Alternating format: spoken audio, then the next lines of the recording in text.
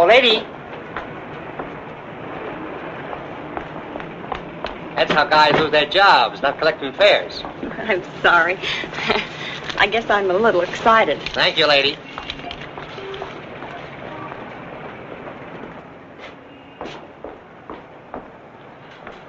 Good evening. Good evening. I'm Mrs. Stewart. Would you give me my husband's room number, please? Lieutenant Stewart. Lieutenant Stewart. Yes, he's arriving today. I wired for the reservation. Lieutenant and Mrs. Paul Stewart. You say you wired for a reservation? Yes, Mrs. Paul Stewart. I'm afraid there's been a slip-up. Apparently your wire wasn't received. But I sent it 3 days ago. I'm sorry, Mrs. Stewart. Unfortunately, there's nothing I can do for you. You mean I can't stay here? Well, I wish I could help, but we're completely booked up. But I've got to stay here. This is the only place we can find each other.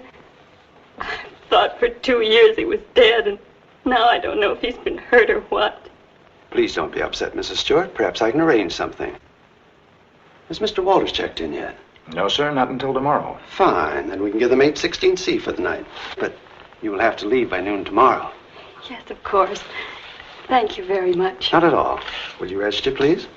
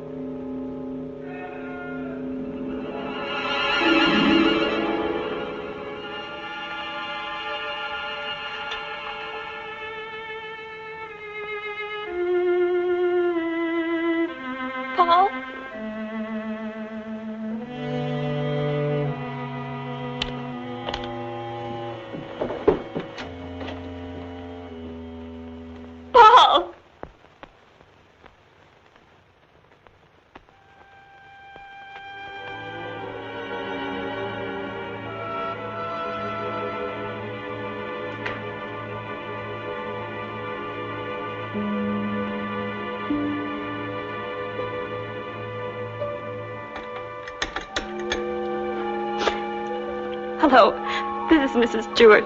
Did my husband come in? No, thank you.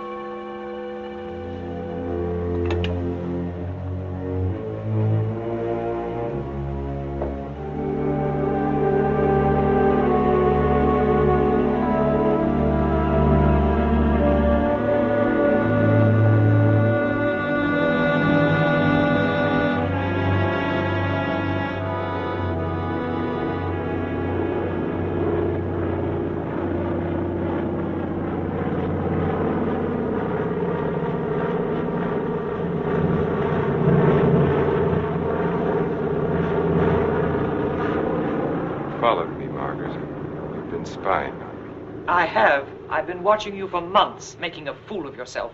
I don't think so. Bringing her here. Elaine was just about to leave. I didn't interrupt too soon? Perhaps it's just as well things worked out like this, Margaret. I've decided to ask you for a divorce. A divorce? Well, Why should I divorce you? Oh, please, Margaret, let's be sensible. Whatever we had for one another is gone. We've been afraid to admit it before, but it's true. Elaine and I... Well, I love her. You never loved anyone but yourself. Please, Margaret. I was good enough for you once, but now you want someone younger. It's not that way at all. It's just that I can't go on with you any longer. All right, Richard. You can have your divorce. You're right. We are strangers. But I have some pride, and no one's going to think you've cast me off like Margaret. that. You want your precious Elaine, and you can have her. But people are going to know the truth. I'll start right in by telling the room clerk you've been entertaining your girlfriend in our apartment. Then I'll call the newspapers. Careful, cautious Richard. Destroying everything he is for the sake of a cheap... Get away from that You phone, asked for it, Margaret. and you're going to get it. Leave that phone I'll enjoy alone, telling Margaret. your friends Leave that you that and your phone little lover alone. have been up to... I hate you.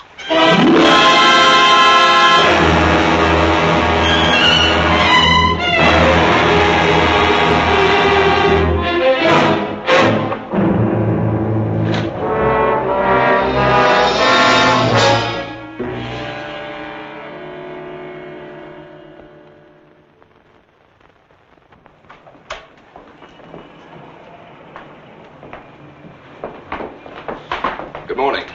Good morning, sir. I'm Lieutenant Stewart. Oh, yes, Lieutenant. We've been expecting you. Your wife's certainly going to be glad to see you, sir. Mr. Blake, this is Lieutenant Stewart. Mr. Blake's our manager. Lieutenant, you really had us worried. I'm glad you finally got here. For a while, I wasn't sure we'd make it. The weatherman threw the book at us. Well, you're in for a real welcome. 816C, boy. Oh, that's all right. I'd kind of like to surprise her. Very well, sir. Thanks.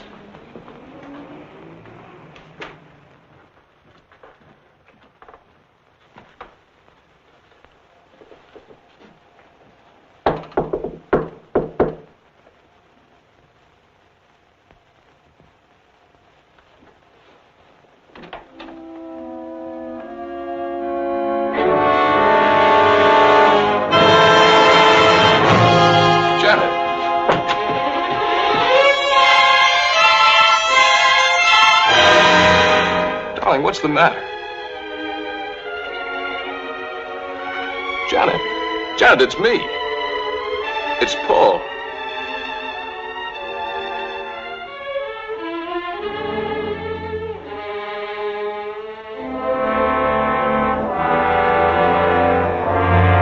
Janet!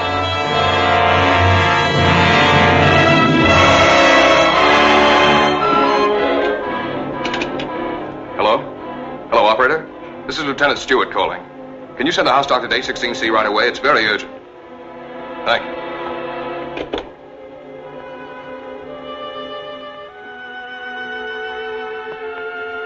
Well?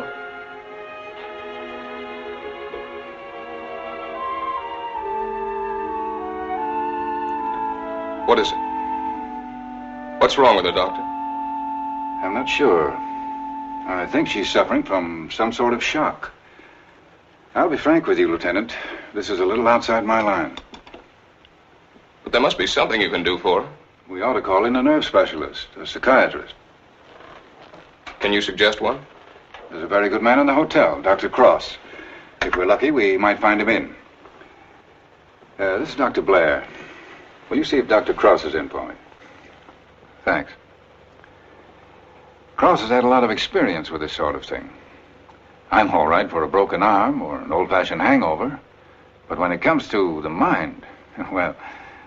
hello, Dr. Cross. This is Blair in the hotel. How are you? Say, I've run into something that's right up your alley. One of the guests here's had some sort of shock. No, I don't know what caused it. Oh, would you? Well, that's mighty nice of you. Thanks, Doctor. 816C. He'll be right with us. She was so alive when I saw her last. I can't quite believe this. Better snap out of it, Lieutenant. I don't want another patient. Dr. Cross is one of the best men in this part of the country. I'm very happy that he's going to have a look at it. I don't get it. What could have brought it on? I wish I could tell you. The mind's a strange instrument. What affects me may not bother you in the slightest. The workings of the mind depend on so many things, inside as well as outside. You can't make hard and fast rules. Well, I suppose it is plausible that she hasn't been feeling well. Worrying about me, not knowing whether I was dead or alive. Then coming here and not finding me. That'll be Dr. Cross. Good morning, Doctor. Good morning. I appreciate your promptness. Not at all. The sooner you get to a case of shock, the better. This is Lieutenant Stewart, Dr. Cross. How do you do, Lieutenant? Thanks for coming, Doctor. My wife is in the bedroom. She doesn't know me. She doesn't seem to know anything. Were you here when it happened? I just got in a few minutes ago. When I opened the door, she was sitting on the divan. Her eyes were wide open. She was staring at nothing. Did you notice anything peculiar about her actions when you saw her last? I've been a prisoner of war for 2 years. I've just come home. Oh, I see. She's had a rugged time of it, all right. First thinking I was dead, then hearing from me. On top of all that, my plane was 12 hours late. Would you say that she was a nervous, imaginative girl? No, sir. I've known her all my life. We came from the same small town in Michigan. Went to school together. She's just a nice kid. What's wrong with her, Doctor? She's had a nervous collapse, went into shock. Where did you find her? In the living room. In the living room? You said she was sitting on the divan. Yes, right here. I see. What do you think could have caused it, Doctor? Well, that's difficult to say.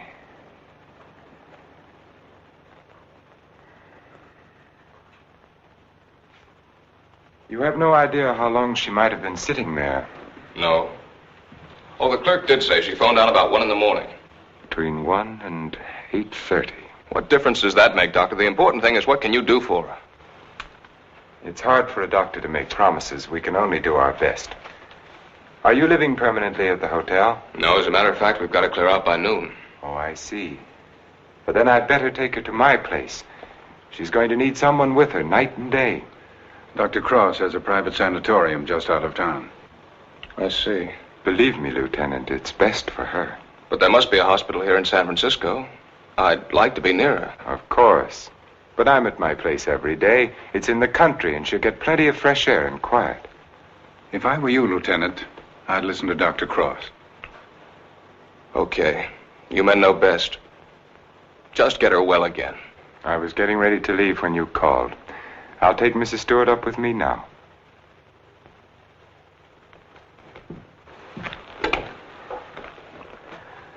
Hello, this is Dr. Cross. Will you get my office, please? I'm going along with her, Doctor. I'd rather you waited, Lieutenant, until I've been able to give her a thorough examination. It's quite possible your presence may excite her and do her more harm than good. It's just that it's been so long since I've seen her. Why don't you drive up with me tomorrow? Miss Jordan, will you call the hospital and tell Miss Hatfield to have a room ready for a new patient? We'll be there shortly. Yes, that's right. You pick us up at the hotel. Right. You'd better pack a bag for your wife, Lieutenant. Thanks, Doctor.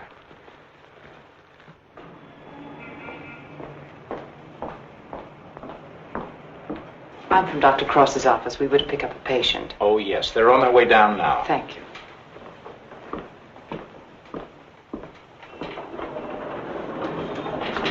Your car's waiting, Doctor. Thank you. This is Miss Jordan from my office, Lieutenant Stewart. How do you do, Lieutenant? Mrs. Stewart has had a nervous collapse. What a shame. Don't you worry, Lieutenant. We'll soon have her well again. You'll call for me in the morning, right? Yes, I'll pick you up at 11:30.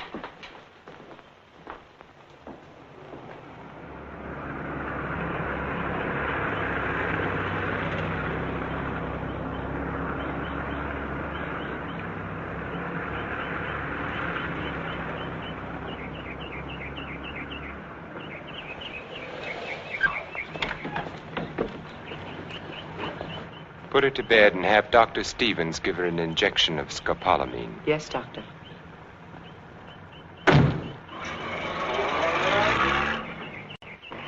Miss Hatfield, Good morning, Doctor. your patient is coming in at the ambulance entrance. You have a room ready? Yes, I have, sir. Thank you.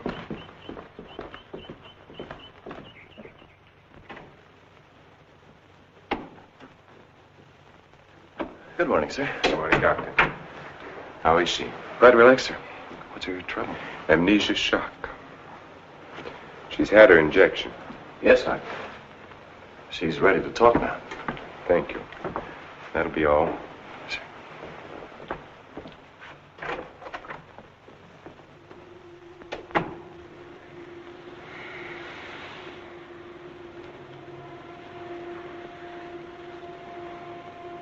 I'm Dr. Cross, Mrs. Stewart. I am your friend. I'm here to help you. I want you to think. You're going to remember things now. You went to meet your husband at the Belmont Arms. Do you remember that? You were worried about Paul. He didn't arrive on time. You were too nervous to sleep. Did you walk out on the balcony? Yes. I walked out on the balcony. See, you can remember. Now, what did you see from the balcony? They were quarreling. You heard them distinctly? I... Did you hear them distinctly? He's trying to stop her. He's going to hit her. He's hitting her head. He's killing her. Who? Who's hurting the woman? That man. He's her husband. He's killing her.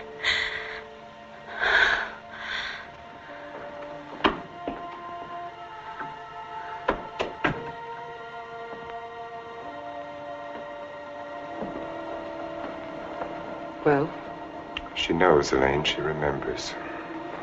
Her room was opposite my apartment. She walked out on the balcony and she heard everything.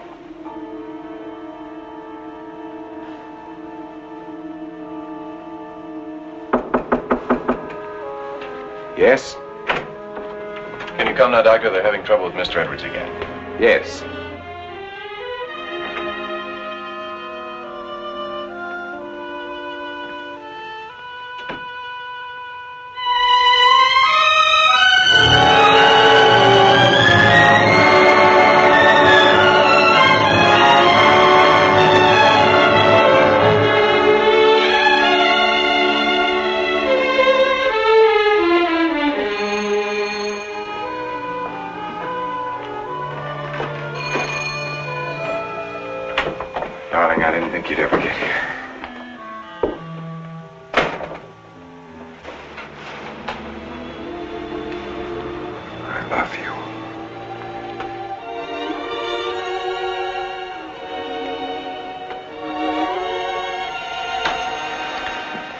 You've got a headache. I can tell from your eyes.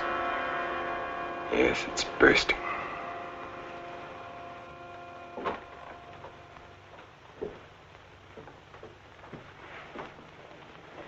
You did it?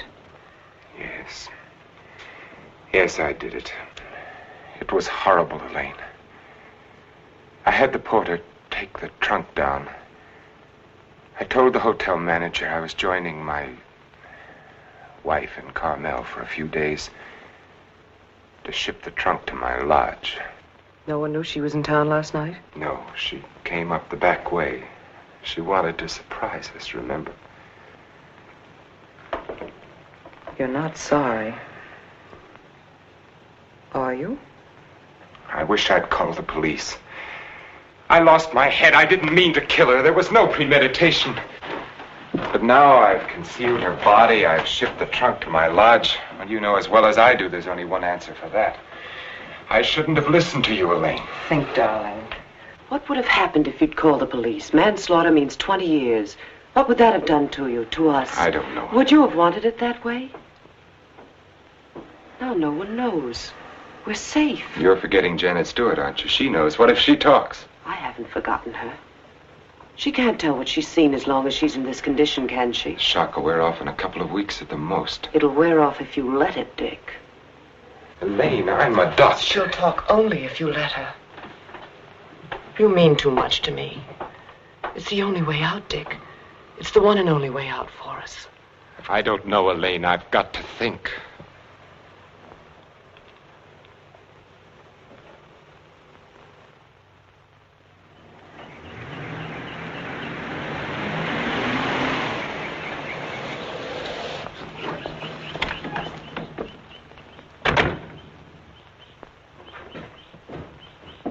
Good morning, Mrs. Penny. Good morning, Doctor. You're looking very well today. Thank you, Doctor. Good morning, Doctor. Good morning, Miss Hatfield. This is Lieutenant Stewart. Miss Hatfield's our head nurse. How do you do, Lieutenant? Is Miss Jordan with Mrs. Stewart? Yes, she is, Doctor. Good morning, Lieutenant. Janet. Darling, it's me. It's Paul. I'm home, dear.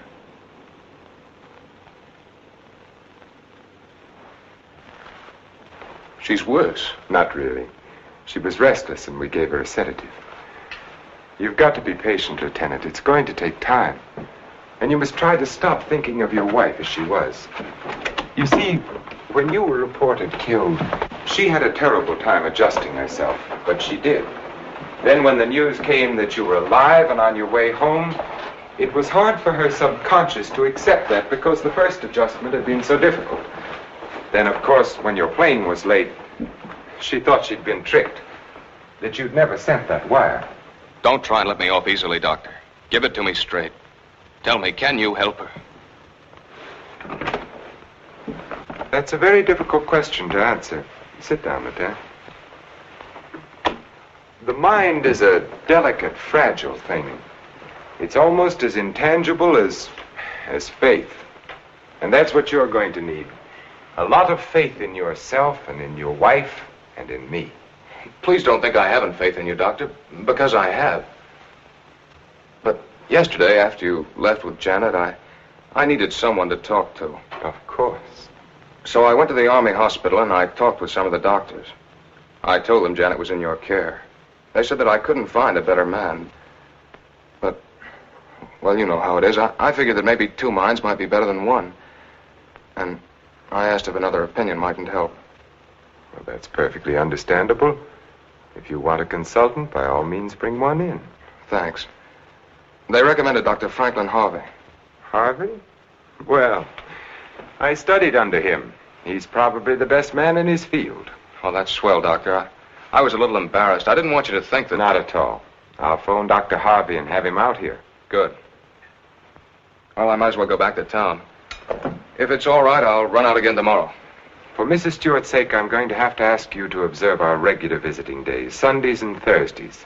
I'll phone Dr. Harvey and try to have him out here Thursday so that you can talk with him then. Okay, we'll make it Thursday. Oh, I thought you'd like to know, Lieutenant. She's resting quite easily now. Thanks. Goodbye, Doctor. Miss Jordan. Goodbye.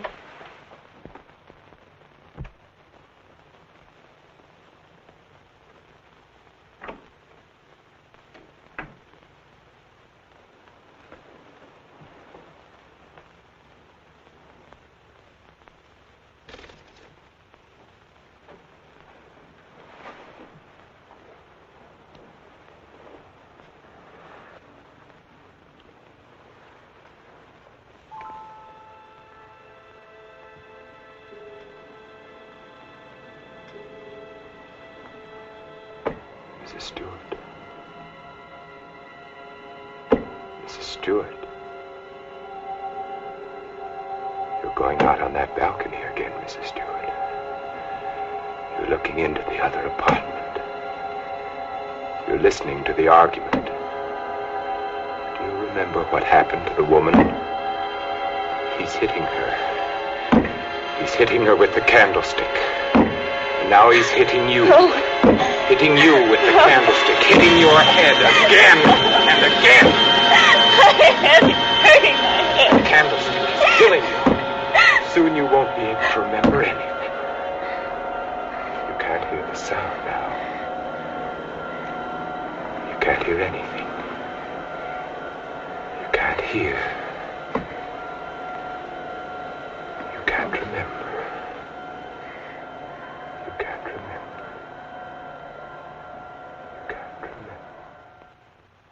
Edward's condition is deteriorating rapidly. If this continues, we will have to take steps to put him in a more suitable institution. She's exhausted. You haven't got far to go. Lane, do you think you could manage it here alone for the weekend? Certainly. Why? The trunk should be there tomorrow. I've been wondering. There are no servants at the lodge. What'll happen when the trunk is delivered and there's no one to receive it? Nothing. They'll just leave it on the back porch. When are you leaving? Tomorrow. Dr. Harvey's due here this afternoon. Harvey? Coming here for what? Stewart requested a consultation. You're not going to let him examine her. Of course. How would it have looked if I'd said no? But he might discover something. He has no reason to be suspicious. You can't risk it. I won't let you. I know what I'm doing, Elaine. Darling, you're not thinking clearly. I've never seen things so clearly before in my whole life.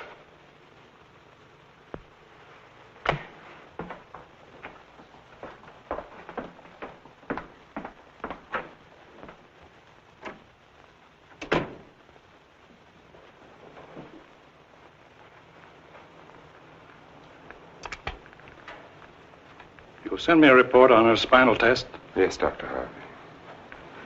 And the other specimens? Yes.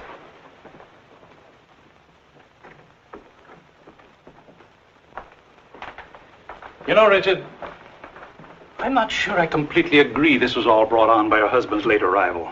That was a contributing circumstance. I feel there may have been something else. Well, that's always possible, of course, but I found no evidence of it. Just speculation. Will you have a cigar, sir? Yes, thank you. Let's continue the present treatment and see how she comes along. Yes. I notice, Richard, you've been giving her sedatives. Yes, I have. She's been pretty difficult at times. I'd go easy on them. If she's under sedation, there's no way of knowing when she comes back to normal. No, I'd planned to take her off them within the next 24 hours. Fine. By the way, how's Margaret? I'm joining her at the lodge. Give her my regards when you see her. I will, thank you, sir. Well, I'd better talk with the young man. Sometimes I wonder which are more difficult, patients or their families.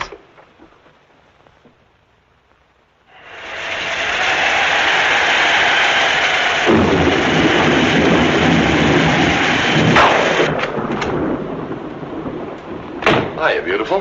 Hi. Yeah, what a night. You don't happen to know a blonde who'd like to relax with me, do you? That's what I thought you'd say. Coffee? Please. And poor Edward's e-storms don't do him any good. He kept ducking into his closet and slamming the door after him. Finally had to lock it. How's your patient? All right, I guess. I was talking with her husband. It's kind of tough coming home and finding a wife in that condition. Yes. Can't figure Dr. Cross's treatment. Why keep the poor guy from seeing his wife? I think it would have helped snap her out of it if she saw more of him. Dr. Cross doesn't want to get her excited. After all, the attack was brought on by worry over him. Yeah. That was close.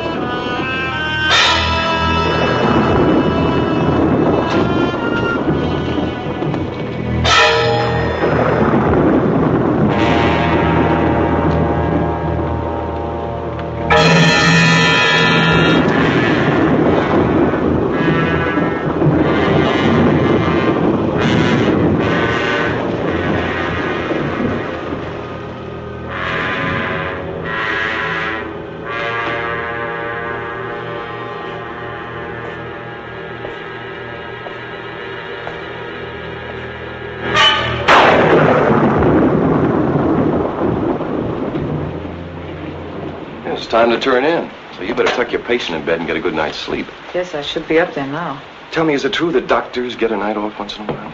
If you had a night off, you wouldn't know what to do with it. Wouldn't I? Wouldn't I? Good night, Doctor. Good night.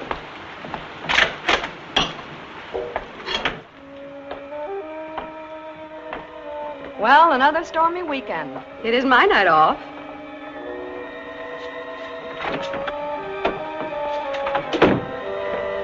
Well, anyway, the rain will help Jane on her day off.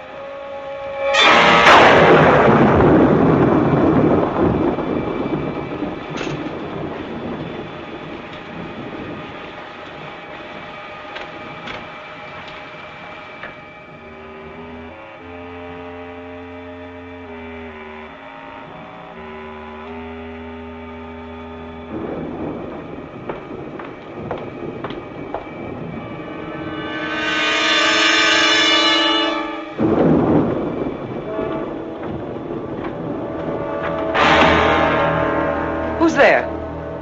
Why, Mr. Edwards, you shouldn't be in here. Come, I'll take you back Don't to your...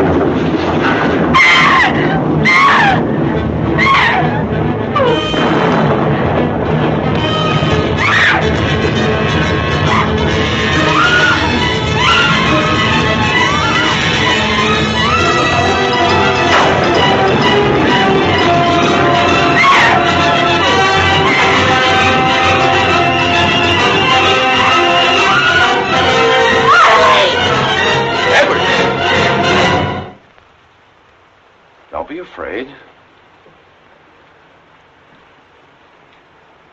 We won't let the storm hurt you. You're coming back to your room, aren't you, Mr. Edwards? Aren't you, Mr. Edwards?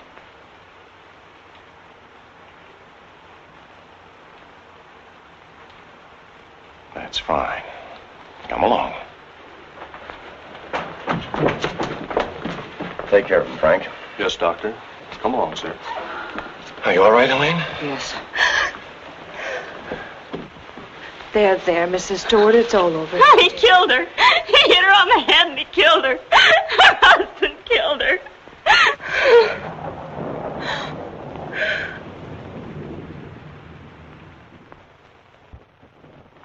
Edwards became very violent last night.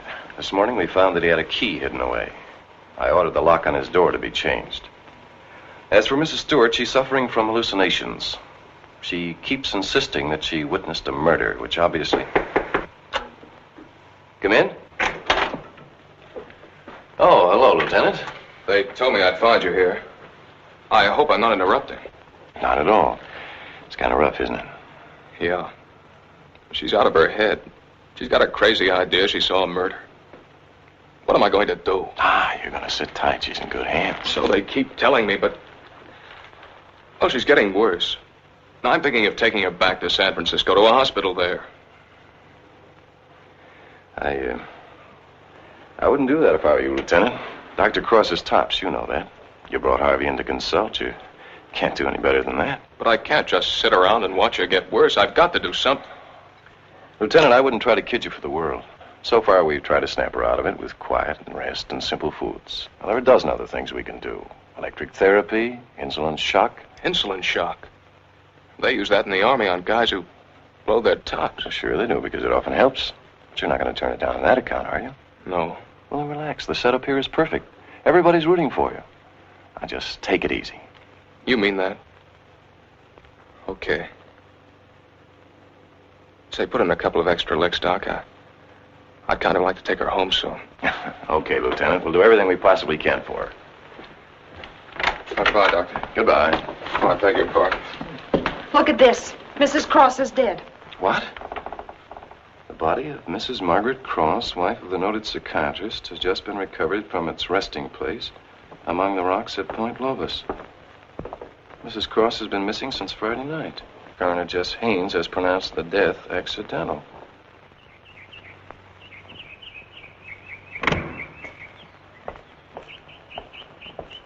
Good morning, Doctor. You have our deepest sympathy. Thank you.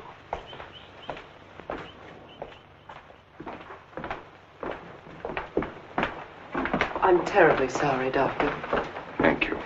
Will you come in, Miss Jordan? Yes, sir.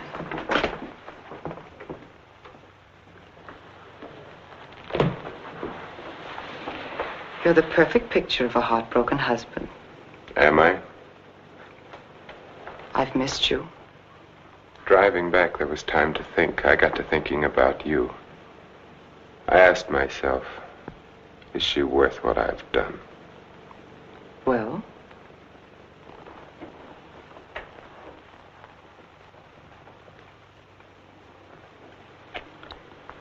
That was a very satisfactory answer. How did things go while I was away? Oh, darling, things are going so well I can hardly believe it. What do you mean? Mr. Edwards got out during the storm. He went into a room. What? He went after me. I struggled with him. She woke up and confused Mr. Edwards with you. She was thrown back into that night at the hotel. Oh, Elaine, that undoes everything I've tried to do. No, Stevens and Miss Hatfield heard her. They're convinced she's insane.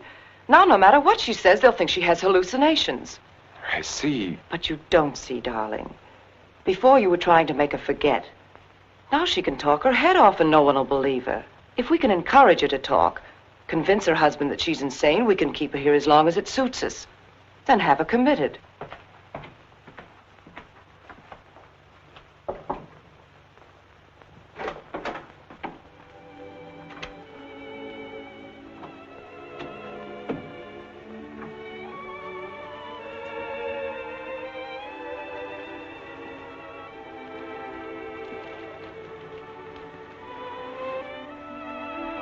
Darling.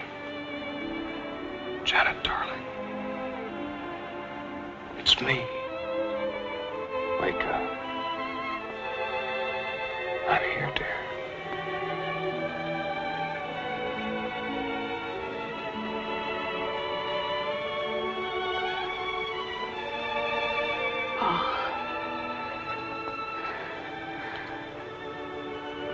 I've waited all night for you, darling. What took you so long? Don't worry, I'm with you now. We have to be out by morning, Paul. They won't let us stay. Lieutenant Stewart. You shouldn't be in here. Paul! It's him! Who is it, dear? Him! He killed her. He killed his wife. He picked something up, Paul, and he hit her with it. He was arguing with her, and he killed her. I know, dear. You've upset her, Lieutenant. You shouldn't have come in here. Come outside with me. Give her a hypodermic, nurse. Don't leave me here. You'll kill me. Come back. Easy, Paul. What is it, Doctor? What's happened to her? Lieutenant, I'm going to be perfectly frank with you. What you've just heard is something I've been afraid of. There are times when patients emerging from amnesia suffer from delusions. It doesn't happen often. I'd hoped it wouldn't happen in her case, but you heard her yourself. But why? Well, that's hard to explain. But if you come with me, I think I might be able to clarify it for you.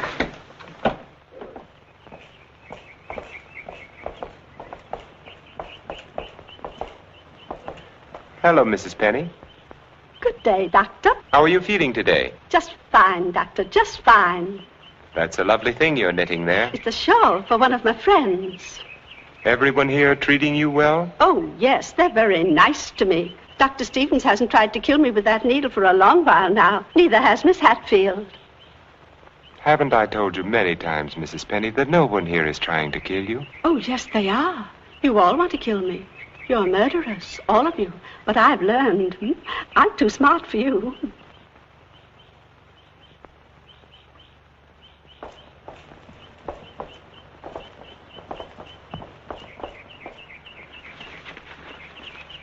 What you've just heard, Lieutenant, for the second time, is the typical attitude of many of our patients towards the hospital staff. But that old lady, she seemed all right. Mrs. Penny is suffering from a paranoid form of dementia praecox, characterized either by delusions of grandeur or delusions of persecution, or both. The patient, when confined to the hospital, almost invariably becomes convinced that the doctors and nurses who are treating him are really murderers intent on killing him. This delusion is quite common among mental cases in an institution of this sort. Are you trying to tell me my wife is out of her mind? No. Out of the mind denotes complete loss of reason. Mrs. Stewart hasn't reached that stage. But she's got the same crazy idea as the other patients. Right now, she's merely suffering delusions. However, I feel it's only fair to tell you, Lieutenant, that this condition can become worse. Our fight now is to prevent further deterioration of her mind. You've got to help her, Doctor. You've got to get her well again. I'll do everything I can. Believe me.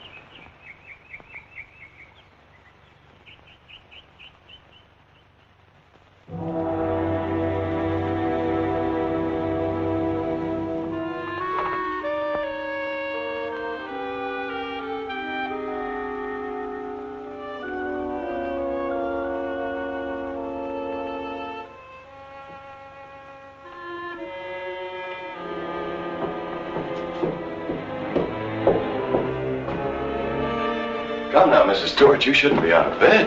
Will you help me, please? Please, please help me.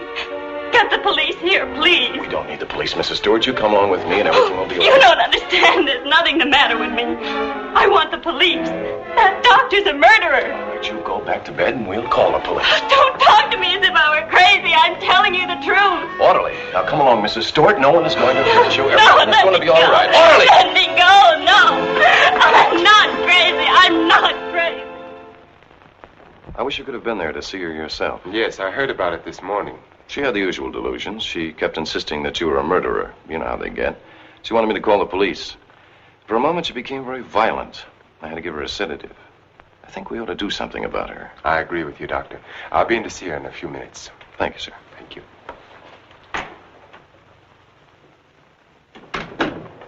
There, you see? Everything worked out just as we planned. Yes. Well, smile, darling. It's fallen right in our lap. You don't seem particularly pleased. I am. Of course I am, Elaine. But what are you going to do? I'm going to try to find something that will convince her that she's insane. You'd better get back to her now, darling. I'll be over in a few minutes. Right.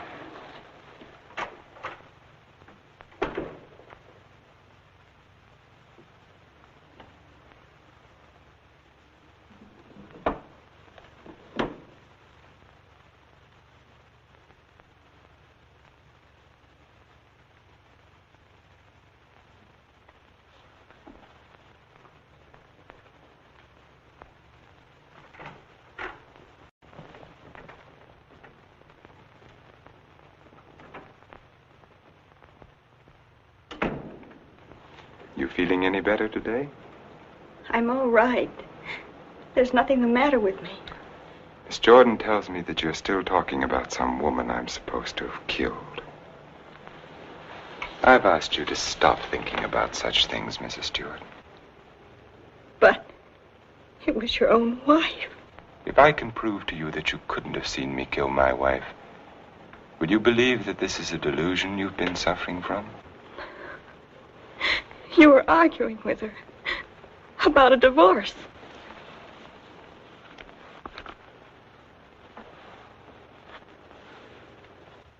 If you will look at the date on this newspaper, Mrs. Stewart, you will see that my wife died only a week ago. You have been a patient here for over 3 weeks now. 3 weeks? That's right. So you see, this has all been a very vivid dream. You must fight these dreams, Mrs. Stewart, or they're going to become worse, and we don't want that to happen. My mind is all right. It's not all right, Mrs. Stewart. Your mind is sick, and it's getting worse. My mind is all right. You wouldn't want your husband to see you in that condition, would you? He doesn't even want to see you when you're like this. You're losing your mind, Mrs. Stewart. No, no. Losing your mind.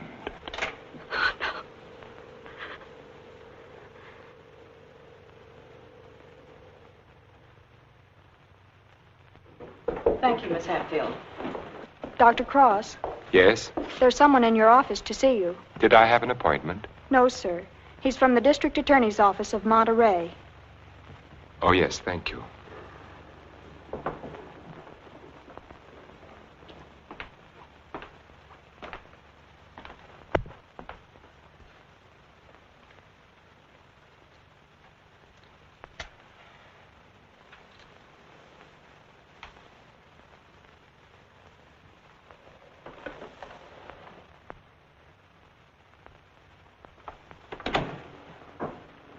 Dr. Cross?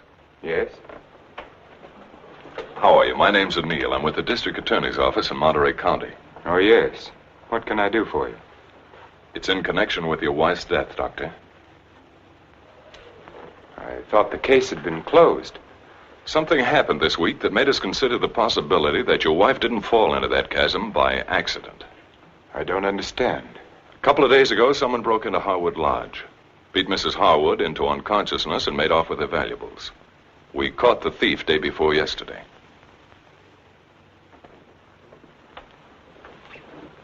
But what has that to do with Mrs. Cross's death?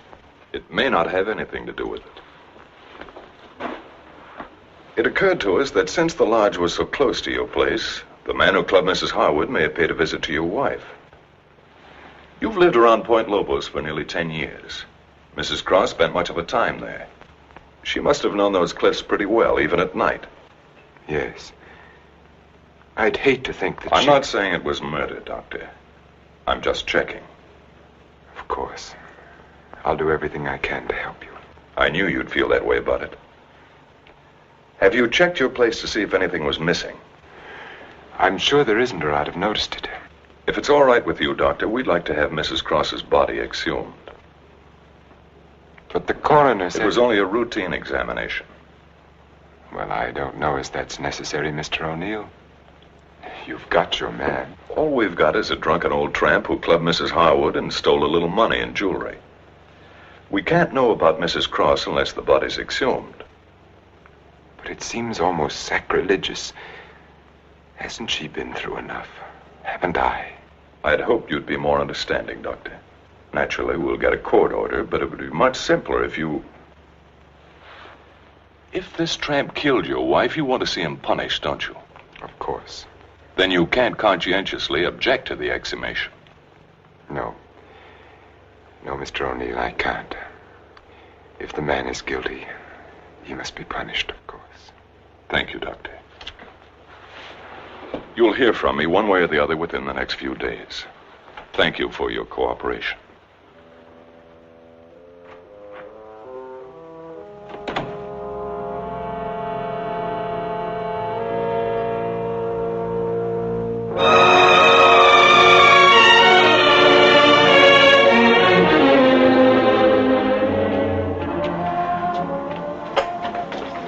Darling, I've been so worried I didn't know what had happened to you. Where have you been? City. When you weren't here for dinner, I began to worry. What did the man from the district attorney's office want? They're going to exhume Margaret's body. You're not going to let them. I had nothing to say about it. They'd get a court order. But why are they? I don't think some prowler may have killed her. Prowler? They weren't looking for anything before. She slipped and fell and fractured her skull against the rocks. Now they may discover it wasn't the fall that killed her. They can't prove anything. No. Once they start asking questions, That's why I went to the city. I had to make sure that I hadn't overlooked anything in the apartment. Why didn't I report it in the first place?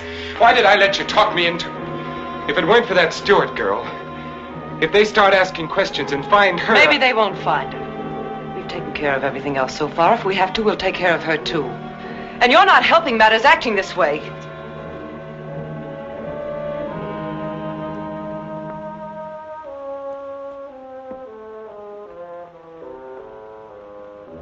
If a man wanted to, if he had courage, he could get rid of her and no one would ever know. The doctor has an advantage. I could give her insulin shock treatment. Shock treatment's indicated in a case like hers. I could give her 4 injections. Then with the last one, an overdose. No one would ever know the difference. Then we'd be safe. No matter what the district attorney's office found, we'd be safe. They'd have nothing on us, Richard. We could get married then. You'd be yourself again, Richard. We'd find peace and quiet here, just the two of us. You don't think I'd do it, do you? Why not? Is her life more important than ours? I've had enough. Look, Elaine, I can't go on like this. Things keep piling up. First it was Margaret, and then tricking that child so that she'd forget. Then convincing her that she was insane. There's a limit beyond which even I can't go.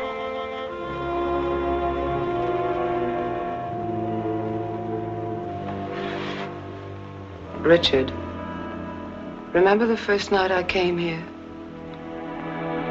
Remember?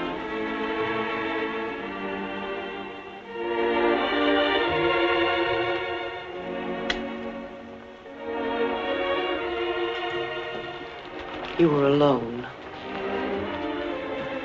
We were sitting here in front of the fireplace with a sick headache. The lights were out. You didn't hear me when I knocked, and I opened the door and you said, "Oh, it's you, Miss Jordan." You called me Miss Jordan then, remember? I told you I had to see you about Mrs. Penny's prescription. You talked to me and you saw that I was tired and you asked me if I wouldn't have a drink. I hesitated and you said, "I won't bite your head off, Miss Jordan." And we had a drink. Remember? You sat here for a long time and then suddenly you laughed and you said your headache was gone. And you asked me about my family and I told you. And we both laughed. Remember?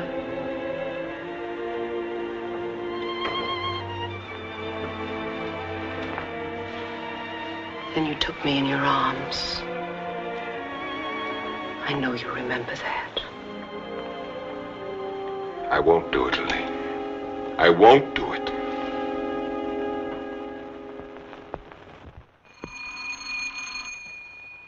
Just a minute, I'm coming.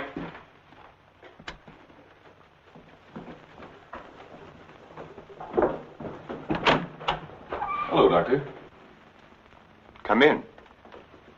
I hope you hadn't gone to bed. No. They told me at the hospital I'd find you here. I didn't expect to see you so soon, Mr. O'Neill. I thought you'd phone me if there were any developments. I had to serve the papers. Oh, yes? Coroner's inquest subpoena. Now it's legal. What did the coroner find? Your wife was murdered, Doctor. Oh?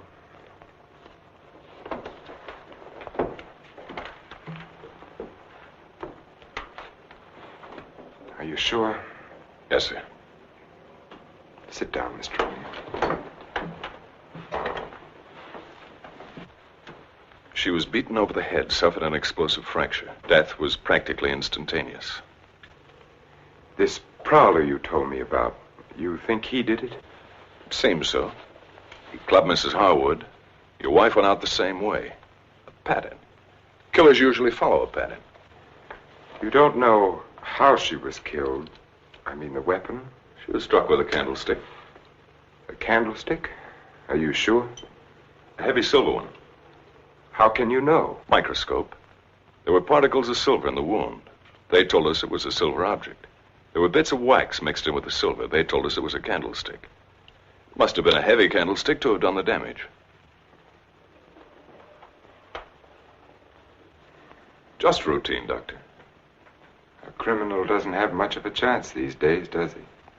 No, sir. By the way, do you have any silver candlesticks at the lodge? We might have. I'd like your permission to go through the house. The murderer may have left the candlestick behind, in which case we'll get fingerprints. If he got rid of the weapon, we may be able to find the mate. Then we'll know what to look for. Of course, go right ahead. Thanks.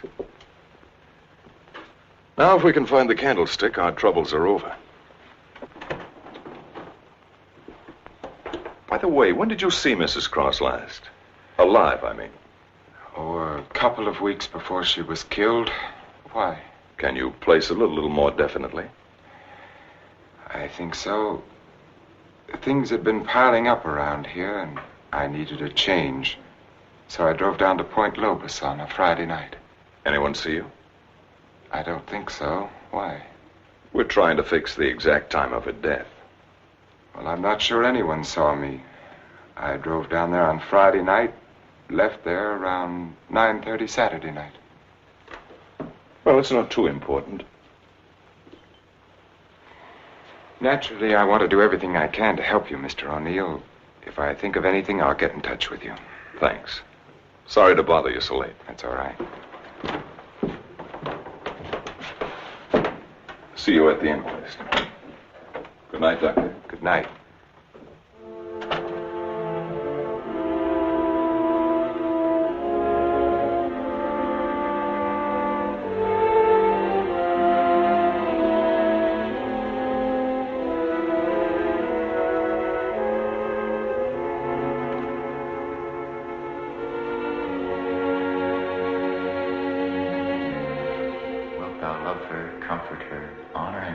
Sickness and in health, and forsaking all others, keep only unto her, so long as ye both shall live. I will. What's the matter, Richard? You haven't been yourself lately. Something on your mind? Darling, what's happening with us? Richard, I must speak to you. People are talking about you and that nurse, Miss Jordan. How do you like my hair, Richard? Of course, I've had it dyed. Everyone says it makes me look years younger. I could give her 4 injections. Then with the last one, an overdose.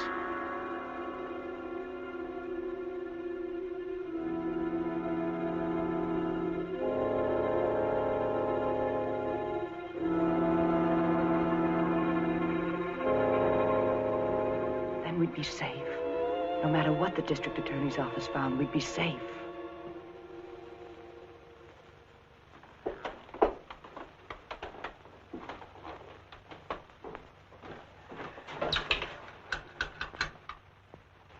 Get me Lieutenant Stewart, please. The treatment itself consists of a series of shocks brought on by injections of insulin. The dosage and the degree of shock is gradually increased until we've reached what we feel is the limit the patient's system can stand. Well, if you do give Janet this insulin, how certain can you be that it'll help her? I'm neither a miracle man nor a prophet, Lieutenant. If medicine were an exact science and not an art, I might be able to tell you. But you think there's a chance? Yes, I do. I have seen it work in the Army. All right, Doctor, go ahead and try it. Fine. We'll begin the treatment tomorrow morning.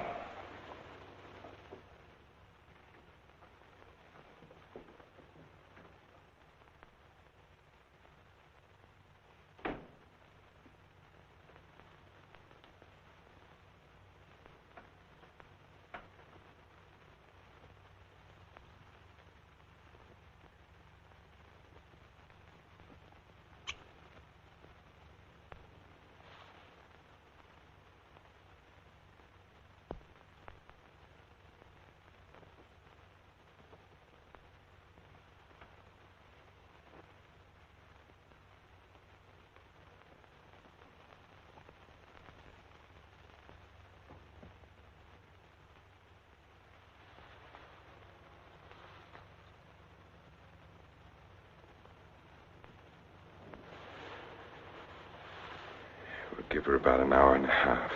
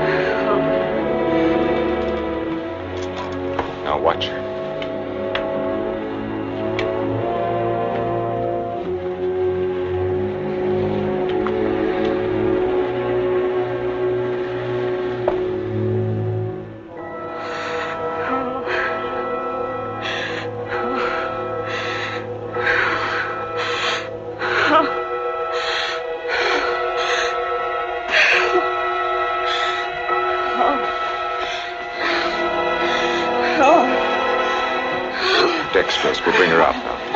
No, please.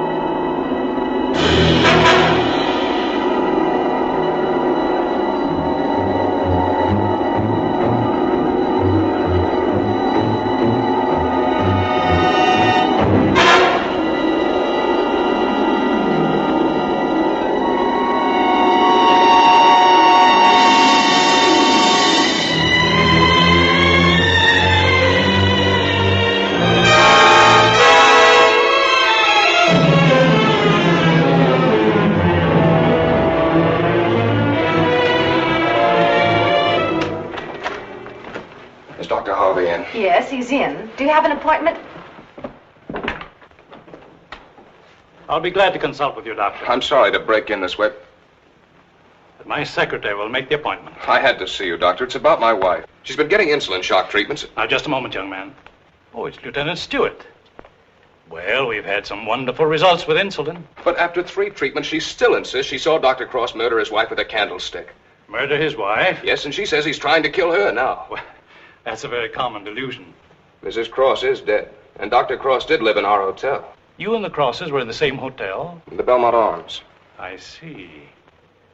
And when was it she said that? Yesterday? Yes, after the treatment.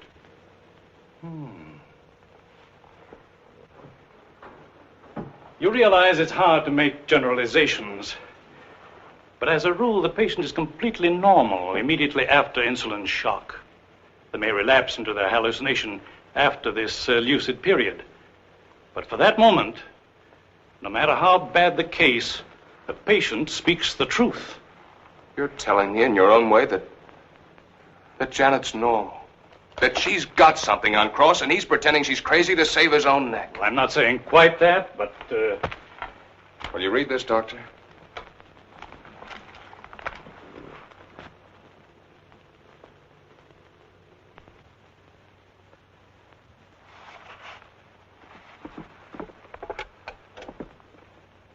Get Dr. Cross at his sanatorium, please.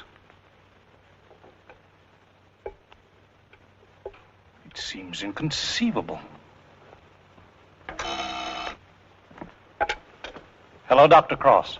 I'm sorry, Dr. Harvey. Dr. Cross is with Mrs. Stewart. No, sir, this is Dr. Stevens' day off. I see. Thank you. Well, Lieutenant, I think a trip is in order.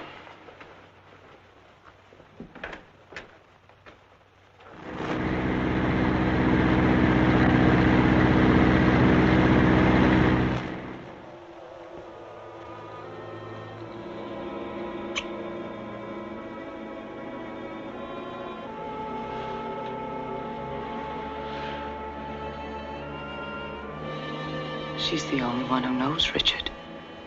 No matter what O'Neill says or anyone else, if she's out of the way, we've nothing to worry about.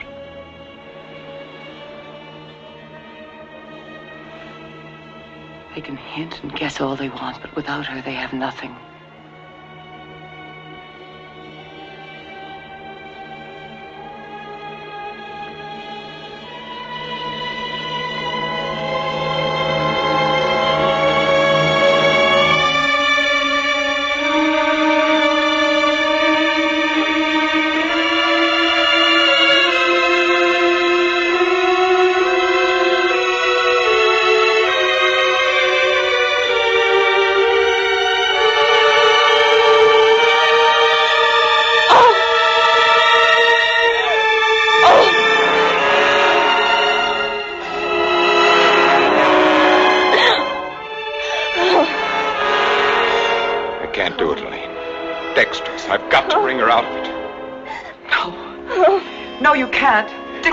Dexterous, Elaine. I've got to save her. I've got to. You can't. I won't let you. We've got to go through with this. Don't you understand? I can't go through with it. It's her life or ours. No one will ever know. Elaine. Richard, listen to me. Let go of me. Richard, I love you. Let go.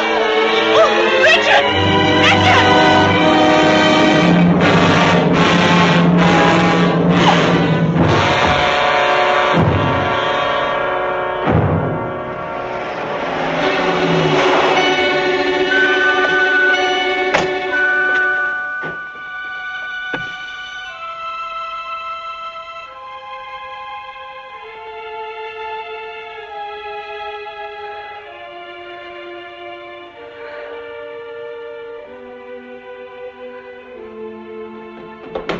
Cross, where is he? Mrs. Stewart. Come along, I may need you.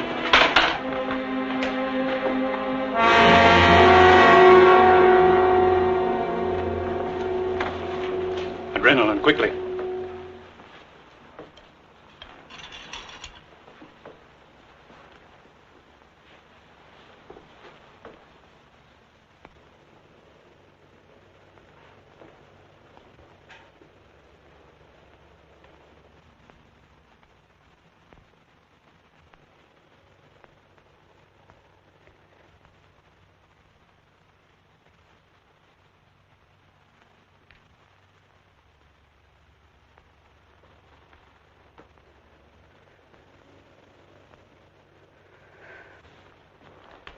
Don't worry, son. She'll come out of it in a couple of hours, and you'll be able to take her home in 2 or 3 days.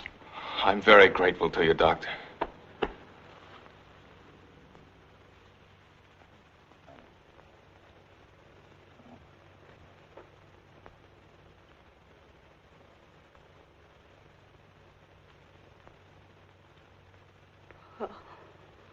Oh, Janet, darling.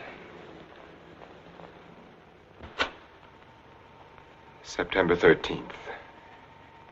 In the case of Janet Stewart. I gave her insulin shock again today, for the 4th time.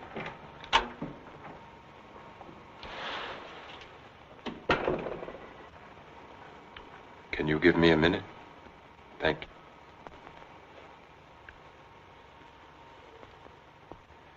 Dr. Harvey completed the treatment successfully, and the case is closed.